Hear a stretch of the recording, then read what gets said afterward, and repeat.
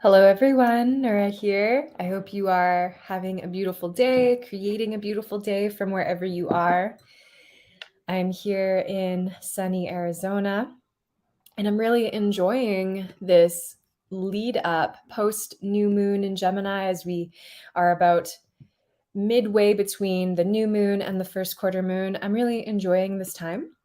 Maybe if you're popping in now, if you're watching live or on the replay, let me know how the recent new moon in Gemini was for you.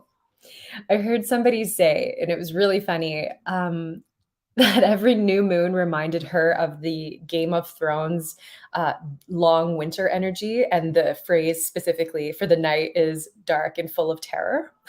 I think it is something like that. And I personally really felt that over this recent new moon, in that there were a lot of uncertainties and unknowns. And I had a family member who had a really long labor and had a baby. So it was really exciting, but also mysterious and uncertain. And it was right on the new moon when she had her baby.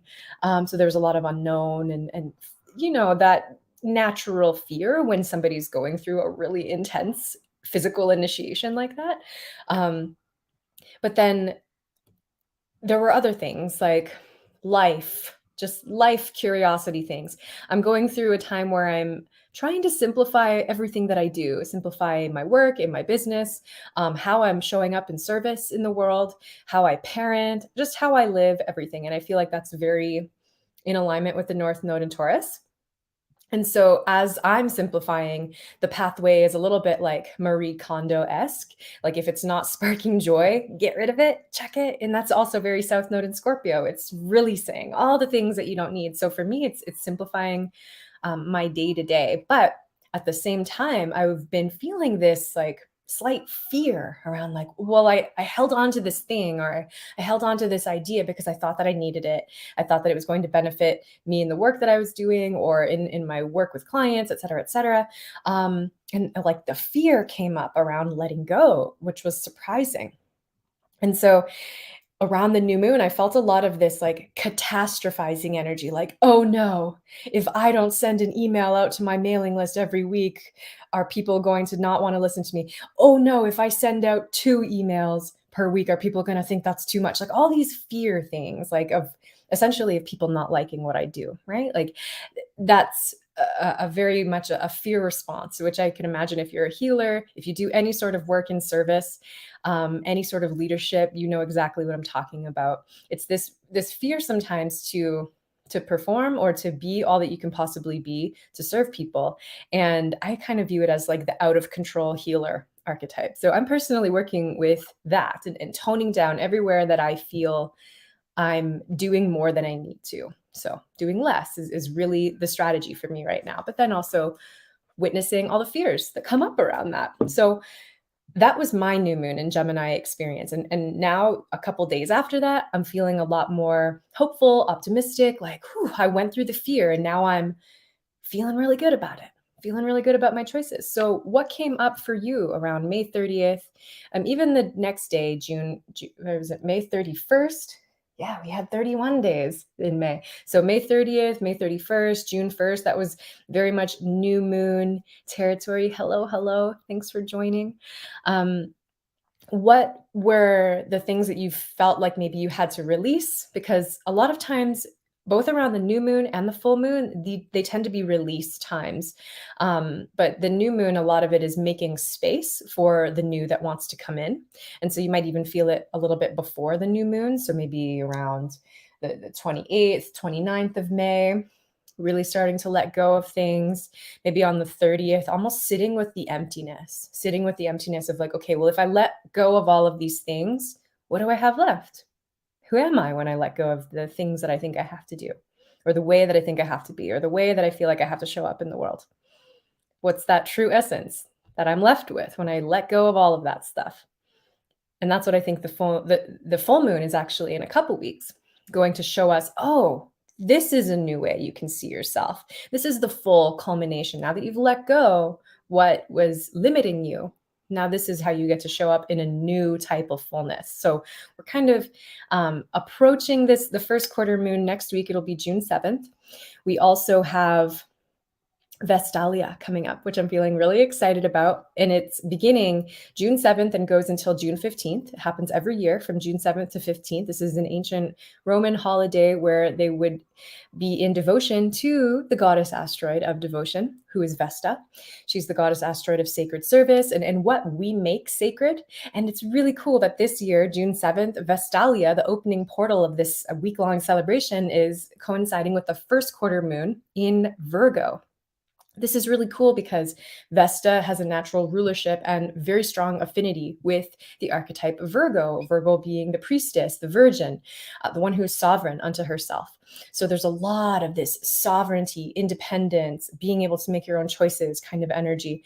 And then as we kind of frame this within this new moon cycle of Gemini, where we're really exploring the nature of duality, what comes up for you around that? What is it that you are making sacred? What is it that is so important to you that it makes sense to cut out all the other things? It makes sense to cut out the distractions or all the extra stuff on our to-do list, our busy work that is not actually needed.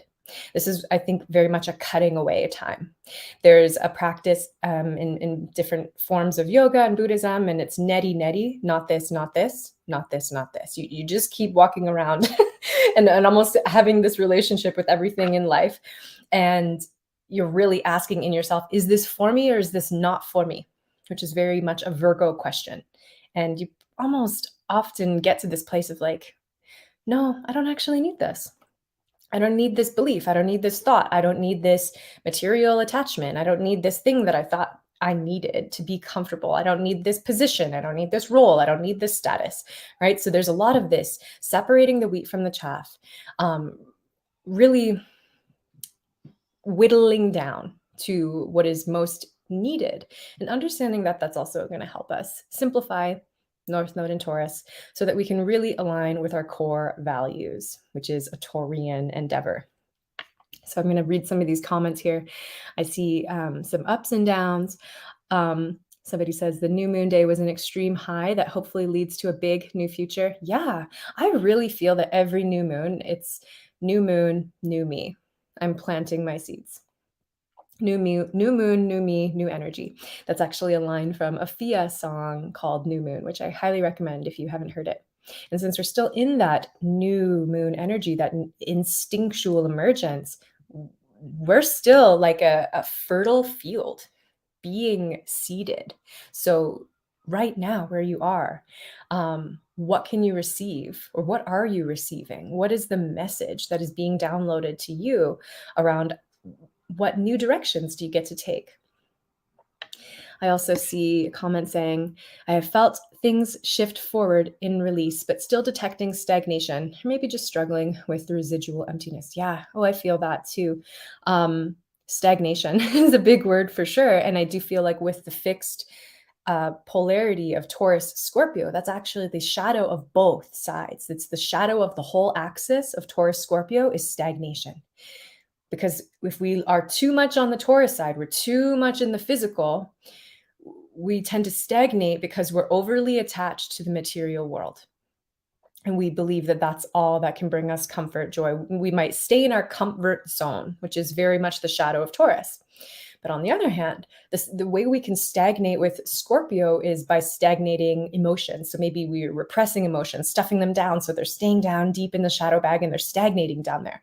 That's one way. Another way, I think we can also be stagnant in perpetual crisis, like keep reliving the same old story, the same old loop, the same old lie, the same old trauma over and over and over again. And it creates almost like a looped stagnancy. That is what I think happens with the South Node in Scorpio. So essentially, to remedy both sides, we want to really come into the present moment. We really want to be asking in this moment, do I need this? Do I need this story? Do I need this justification? Do I need this thing? Why is it more of a asking from a place of just loving curiosity? Why is it that I feel like I need this thing? Or why is it that I feel like I need this story? Why is it that I need this to be part of my identity? Yes, drop all that which you are not. Nisargadatta. Yes, I think that might have been what I was aiming for. So thank you for dropping that into the comments.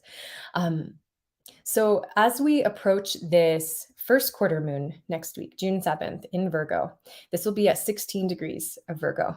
And this is a degree point that's actually happening with a couple different transits as we come up into the coming weeks. So to start, June 6th, we're going to have Pallas Athene conjunct Uranus at 16 degrees of Taurus.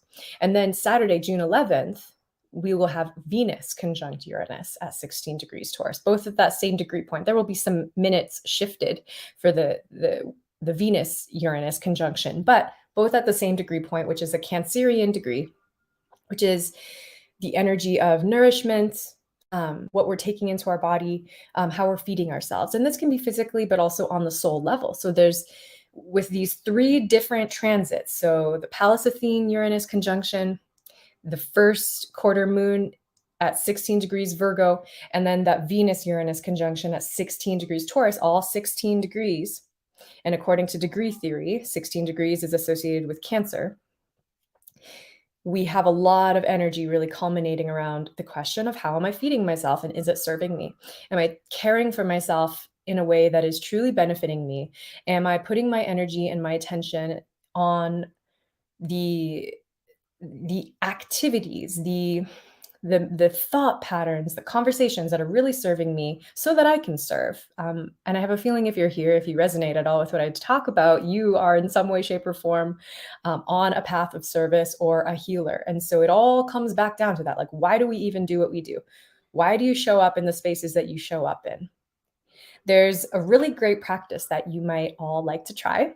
And basically, on a piece of paper, you draw a circle, pretty big size, like, you know, at least like a third of the page, right? And inside that circle, you write out what you can control about what it is that you're trying to create or how you are trying to affect change in the world, right? Because if you're a healer or you're on a service path, you're typically trying to be a change maker, or you just are a change maker, right? Like just by your very essence, your very way of being, you are a change maker.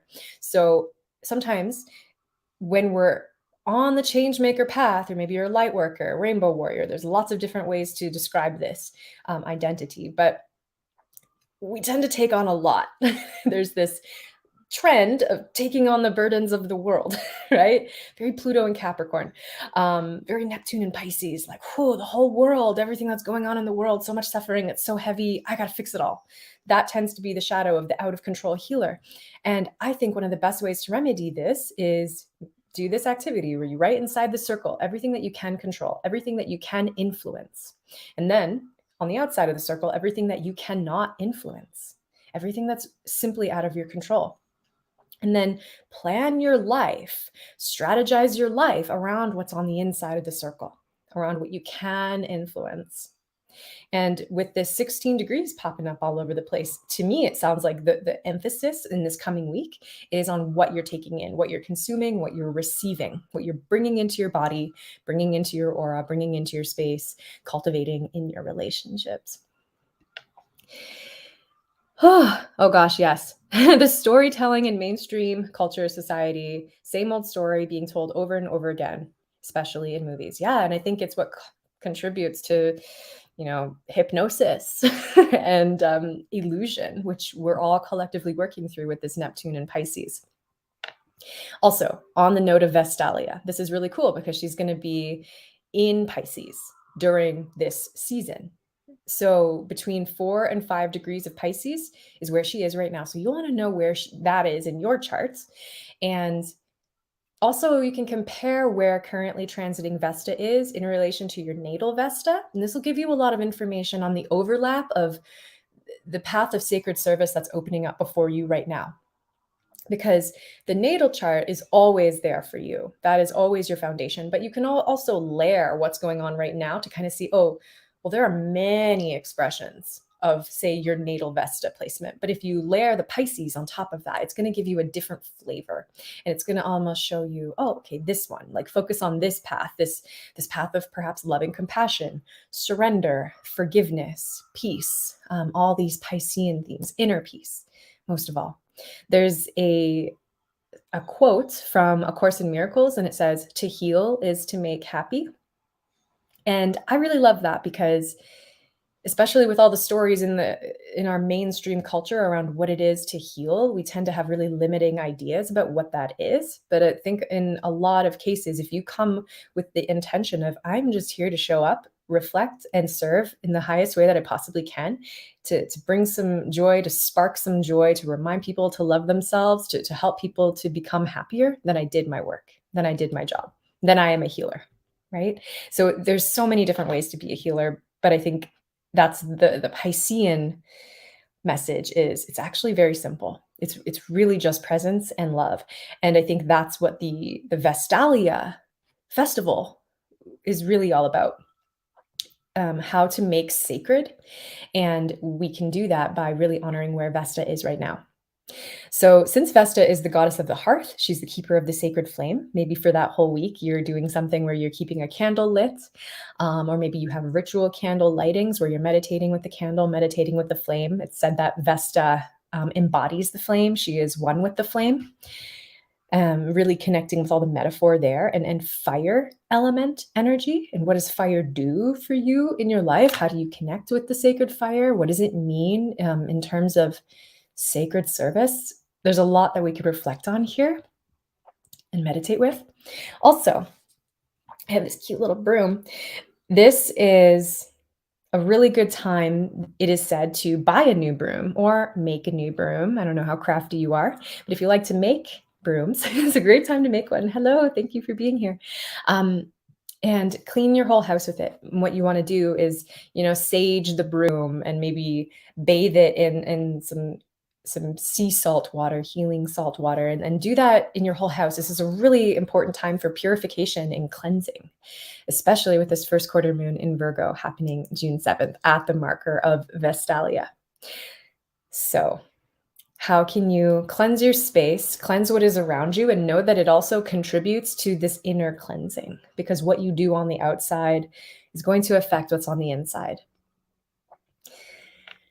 Oh, I love this. Yes, you definitely want to know where you have Vesta. To have Vesta conjunct your moon, that is very much a part of your soul path because our moon is our medicine, our moon is our soul tribe. It is what we're already typically good at.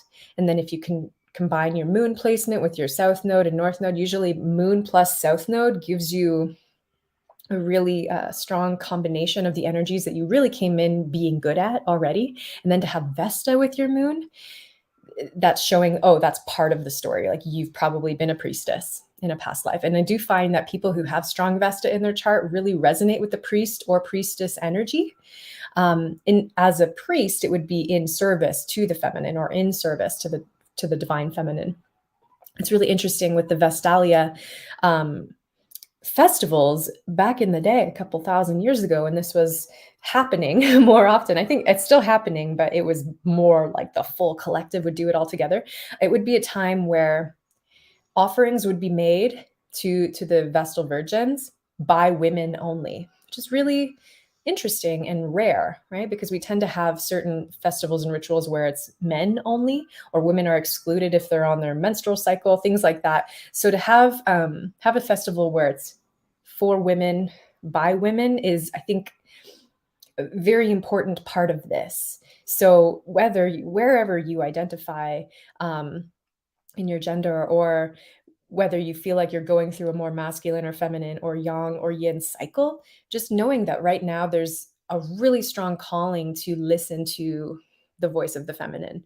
And actually, I think that'll help balance things out because we're still in Gemini season. And Gemini season is about polarity and duality. So that includes the core duality of masculine, feminine. What's in the center of that? How are you able to hold both and, or even if you're really used to living hardcore on the masculine side, say in how you do your business or how you do your work, like it's all about productivity. It's all about making schedules and making sure that you're efforting and using your mind, et cetera, et cetera. Is there maybe an opportunity at this time to soften and allow yourself to receive guidance or to receive intuition? That would be perhaps bringing a balance between masculine and feminine, or vice versa. So just having an awareness of that. Okay. With the Pallas Athene conjunct Uranus June 6th, and then the Venus conjunct Uranus, June 11th. These are two important points because they're happening at 16 degrees. And this is also within 2 degrees of where Uranus is going to conjoin the North Node over the summer. So July 31st, August 1st, there's going to be a North Node Uranus-Mars conjunction. And so it almost feels like to me, like right now, where Uranus is the liberator, the change maker, and he's coming together with Pallas Athene, goddess asteroid of creative intelligence, and Venus, the core goddess, the central goddess that we work with in astrology, and sort of the lover warrior energy of Venus. So Uranus is going to work with them first. Uranus is going to bring that liberating force, almost bring the individuated unconscious energy that's ready to liberate us first through the feminine, through what we're creating, through what we're allowing ourselves to receive, through our values, through our priorities. These are the themes that are at play here. And then in a couple months, when we have the Mars conjunction with Uranus and the North Node, then we're going to work with the masculine. We're going to liberate the divine masculine. So this will just be interesting to observe and see how it plays out both collectively and in your personal life.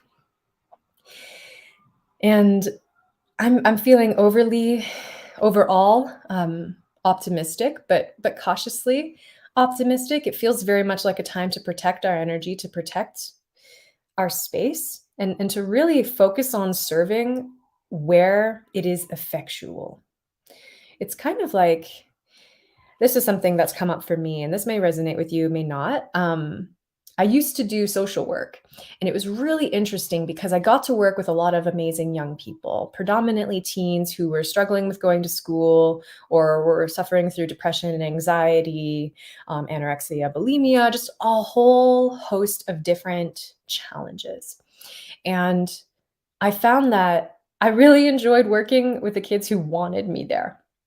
And so it helped me to really, that whole experience, it helped me to discern where I am of highest service. I learned very quickly that the people who didn't want me there, the people who didn't want my help, I was probably not really making anything better. Even if I was, maybe I was dropping some seeds along and maybe they flowered eventually, but it was really soul sucking and draining.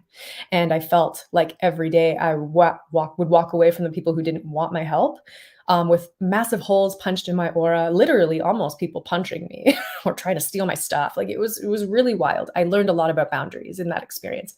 But I do think that that's kind of the same as a healer, no matter where you are, no matter what field you're in. Working with the people who want to work with you, working with people who are asking for what it is that you have, and then allowing resonance to pull you together. And so that's pretty much how I work now. And it is like night and day. And it doesn't mean I'm not working with people who don't have a huge host of different challenges, because I do.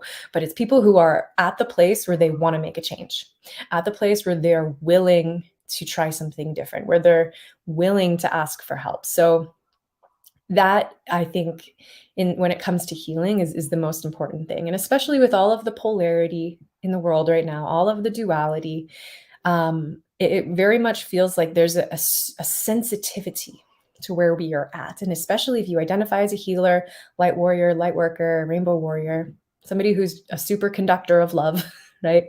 Or a highly sensitive person or an empath, it feels like a very important time to protect your peace and know that by doing that, you're actually going to be able to help more people. You'll be able to help your divine appointments, the people that you're here to serve, and you won't be running around like an out of control healer, just trying to heal everybody, but to drain yourself, right? So that, I think, is a really important message from the goddesses, from the divine feminine for this past week and for this week coming ahead. So I hope that serves you. Okay. Thank you so much for tuning in with me today. Kind of keeping it short and sweet. And I am always open to any thoughts, responses, reactions, questions, curiosities.